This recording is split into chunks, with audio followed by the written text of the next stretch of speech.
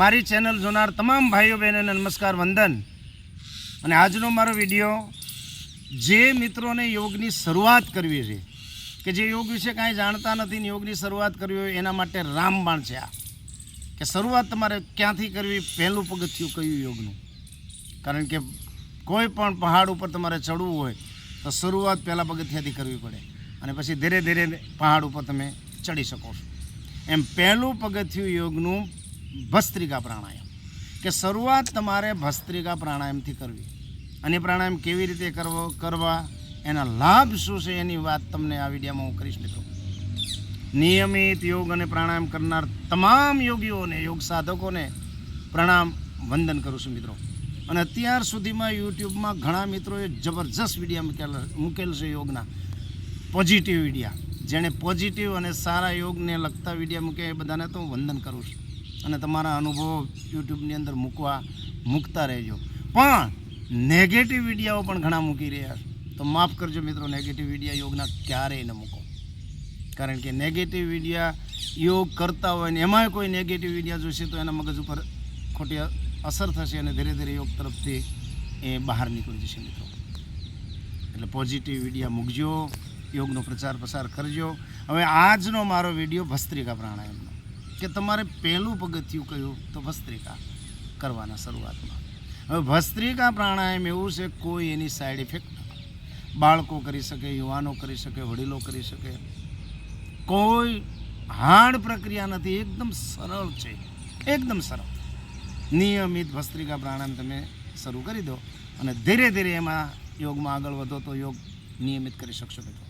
હવે ભસ્ત્રિકા પ્રાણાયામમાં શું કરવાનું, તમારે કોઈ પણ આસનમાં બેસી જાઓ. સિદ્ધાસન, પદ્માસન, વજ્રાસન, સુખાસન, ખુરશી ઉપર બેઠા બેઠા તમને અનુકૂળ લાગે પલાઠી વાળીને બેસી જાઓ. અને જ્ઞાન મુદ્રામાં બેસો. ખાસ આ મુદ્રામાં બેસો. ભસ્ત્રિકા પ્રાણાયામ કરતી વખતે 3 આંગળીઓ સીધી રાખવાની, પહેલી આંગળી અંગૂઠા સાથે ટચ રાખવાની. અને જ્ઞાન મુદ્રા કહેવાય. સિદ્ધાસનમાં હું બેઠેલ છું, જ્ઞાન મુદ્રામાં. હવે ભસ્ત્રિકા પ્રાણાયામ તમારે કેવી રીતે કરવાનું, આ પ્રમાણે.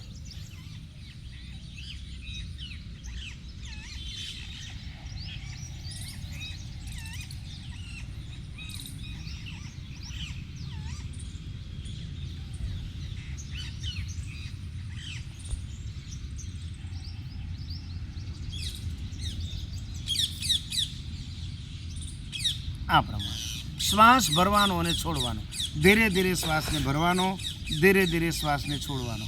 ઝડપથી શ્વાસને છોડી દેવાનો નહીં, ધીરે ધીરે શ્વાસને છોડો. શ્વાસ ભરી શ્વાસને છોડો એટલે એક ભસ્ત્રિકા. અને શ્વાસ પૂરેપૂરો છોડ્યા પછી બીજો શ્વાસ ભરવો અને છોડવો. શરૂઆતમાં આ વિડીયો જોયા પછી જો તમે ઘેર બેઠા યોગ કરવા માંગતા હોય તો મિત્રો શરૂઆતમાં 10 જ ભસ્ત્રિકા કરજો. પહેલા દિવસે સવારે નરણા કોઠે અને સાંજે જમ્યા પહેલાં 10 વખત. બંને ટાઈમ યોગ શરૂ કરી દેવાના. ખાલી 10 જ વખત ભસ્ત્રિકા કરવાના. પછી 10 દિવસ સુધી આનો અભ્યાસ કરો. 10 વખત ભસ્ત્રિકા, બીજું કાંઈ કરવાનું નહીં.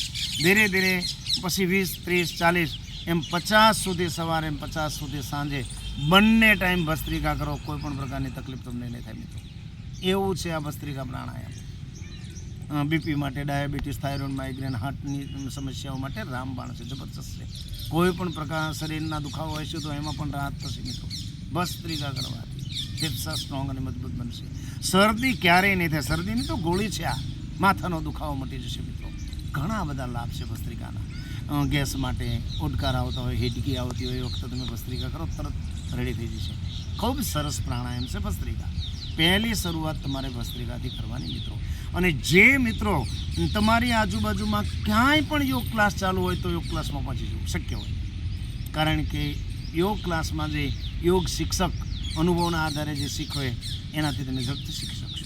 પણ જેની નજીકમાં યોગ ક્લાસ ન હોય અને સમય ન હોય અને ઘેર બેઠા યોગ શીખવા માંગતા હોય એના માટે હું વિડીયો મૂકી દઉં છું કે એક ભસ્ત્રિકા પ્રાણાયામ તમે શરૂ કરો. પહેલું પગથિયું યોગનું ભસ્ત્રિકા. આટલું શીખી જાઓ અને ધીરે ધીરે તમે કંટ્રોલ થઈ જાઓ, પછી ઓટોમેટિક તમે બીજું પ્રાણાયામ તરફ જઈ શકશો. શરૂઆતમાં પૂરક અને રેચક જ કરો, કુંભક તરફ નહીં લેવાનું. પૂરક એટલે શ્વાસ ભરવો, રેચક એટલે શ્વાસને બહાર કાઢવો. બહુ સરસ પ્રાણાયામ છે ભસ્ત્રિકા. ફરીથી તમને એકવાર શીખવાડી દઉં. શ્વાસ ભરી શ્વાસને છોડવો, બીજું કાંઈ કરવાનું નથી. શ્વાસ ભરી શ્વાસને છોડવો એટલે 10 વખત કરી નાખવાનું. અને આ ભસ્ત્રિકા પ્રાણાયામ કરી એના જબરજસ્ત લાભ તમે મેળવી શકશો. તરત માથાનો દુખાવો મટી જાય, ઘણા બધા લાભ છે આના. નિયમિત યોગ સાથે જોડાય તંદુરસ્ત જીવન જીવી શકશો મિત્રો. અને ખાસ તો 50 વર્ષથી ઉપરના વડીલોને મારી વિનંતી છે કે તમે આ પ્રાણાયામ તો કરજો જ. કારણ કે ઘણાને એમ થાય કે મારી 50 વર્ષથી ઉપર છે ને હું યોગનો પ્રાણાયામ કેવી રીતે કરી શકું. આ તો સાવ સહેલું, કોઈ સાઈડ ઇફેક્ટ નથી, કોઈ નુકસાન નથી, કોઈ પણ પ્રકારની તકલીફ ક્યારેય તમને નહીં થાય. 5 મિનિટ ભસ્ત્રિકા કરશો એટલે 5 મિનિટ થશે.